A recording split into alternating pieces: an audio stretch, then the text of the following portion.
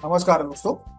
इस ट्यूटोरियल में हम लोग ये सीखने वाले हैं कि किसी HTML फाइल के अंदर CSS का यूज करके ओवरफ्लो एट्रीब्यूट को कैसे इंप्लीमेंट करना है। उसका एक एग्जांपल देखें। यहाँ पे हमने एक ग्रीन कलर का स्क्वायर क्रिएट किया है और उसके अंदर कुछ टेक्स्ट लिखा हुआ है। अब प्रॉब्लम यह है कि टेक्स्ट इतना बड़ा है कि वो इस ग्रीन सेल के अंदर, ग्रीन बॉक्स के अंदर समा नहीं पा रहा है, इसलिए वो यहाँ पे ओवरफ्लो हो गया है। देखिए, यहाँ तक टेक्स्ट नीचे लिखा हुआ है। ओके, मुझे क्या चाहिए कि भाई टेक्स्ट कितना भी बड़ा हो वो इस ग्रीन स्क्वायर के अंदर ही समाना चाहिए। ओके, तो मैं नीचे का टेक्स्ट कैसे पढ़ूंगा? तो मुझे एक ऐसी सुविधा मिलनी चाहिए कि इस ग्रीन बॉक्स के यहाँ पे कहीं पे एक स्क्रोल बार आना चाहिए, ताकि मैं उस स्क्रोल बार को यूज करके वो टेक्स्ट जो है वो पढ़ सकूं और टेक्स्ट ऐसे ओवरफ्लो ना हो। ओके, तो ये हम कैसे कर पाएंगे? इसके लिए हम लोग CSS में एक प्रॉपर्टी का यूज करेंगे जिसका नाम है ओवरफ्लो प्रॉपर्टी। ओके, ये कैसे करना है चलिए देखते हैं। देखिए, सबसे पहले यहाँ पे HTML टैग है। हेड टैग के अंदर हमने हमारा सारा CSS लिखा हुआ है जिसको हम लोग आगे देखेंगे। देखिए, बॉडी टैग के अंदर हमने एक डिव टैग को क्रिएट किया है जिसमें ढेर सारा कंटेंट हमने लिखा हुआ है।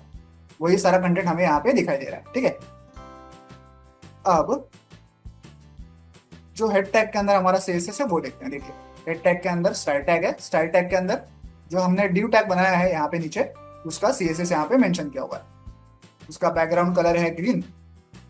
उस ड्यू टैग की विड्थ और हाइट हमने रखी है 100 पिक्सल 100 पिक्सल, इसलिए यहाँ पे ऐसा एक स्क्वायर क्रिएट हो गया। ठीक है, देन उस स्क्वायर की जो बॉर्डर है वो हमने 1 पिक्सल की रखी है और उसकी स्टाइल जो है उसे सॉलिड रखा हुआ है। अब हम लोग क्या करेंगे?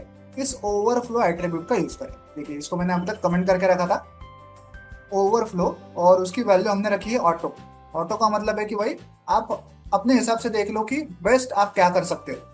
इसमें और बहुत सारी वैल्यूज होती हैं, वो हम लोग आगे देखेंगे। फिलहाल हमने ओवरफ्लो ऑटो ऐसा यहाँ पे मेंशन किया हुआ है। अब क्या होगा देखिए, मैं सेव कर रहा हूँ फाइल को। अब देखिए, पूरा का पूरा कंटेंट जो है हमारे ग्रीन कलर के बॉक्स में समा गया है और यहाँ पे राइट साइड में हम एक स्क्रोल बार देख पा रहे हैं। तो अब मैं स्क्रोल बार को स्क्रोल करके वो सारा कंटेंट पढ़ सकता हूँ अगर मुझे पढ़ना हो तो। एक भी अक्षर जो है वो यहाँ से ओवरफ्लो नहीं हो रहा है नीचे। ठीक है, तो कंटेंट को ओवरफ्लो होने से बचाने के लिए हम लोग ऐसे ओवरफ्लो ऑटो इस एट्रीब्यूट का यूज कर सकते हैं। और कौन कौन सी वैल्यूज होती हैं ओवरफ्लो प्रॉपर्टी में देखते हैं। एक होती है ऑटो, एक होती है हिडन। इसका यूज करके देखते हैं क्या होता है हिडन। देखिए, हिडन से क्या हुआ है, जितना कंटेंट इस स्क्वायर में समा पा रहा था उतना ही उसने टाइप किया, आगे के सारे कंटेंट को उसने हिडन कर दिया। ओके, तो ये 4-5 लाइन ही समा पा रही थी इस स्क्रीन बॉक्स में, तो उतनी टाइप की, बाकी सारे कंटेंट को उसने हिडन कर दिया। ठीक है, ये हो गया हिडन। दूसरा क्या है? दूसरा है स्क्रोल। स्क्रोल तो वही है जैसे हमने स्क्रोल बार देखा था, वैसे स्क्रोल बार वहां पे क्रिएट हो जाएगा। देखिए, लेकिन अभी यहाँ पे दो दो स्क्रोल बार है, एक वर्टिकल भी है एक हॉरिजॉन्टल भी है।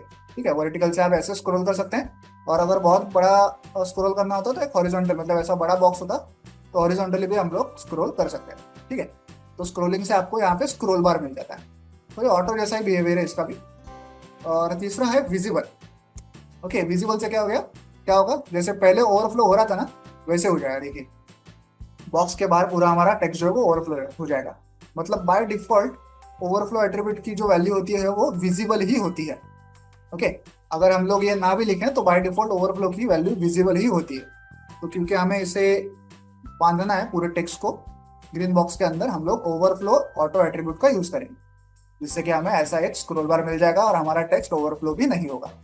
आई होप आप ये पूरा ट्यूटोरियल समझ गए होंगे। वीडियो में दिखाए गए इस कोड को डाउनलोड करने के लिंक मैंने वीडियो के नीचे डिस्क्रिप्शन बॉक्स में दे दिया, आप चाहें तो वहां से कोड डाउनलोड कर सकते हैं। वीडियो को एंड तक देखने के लिए धन्यवाद। Thank you.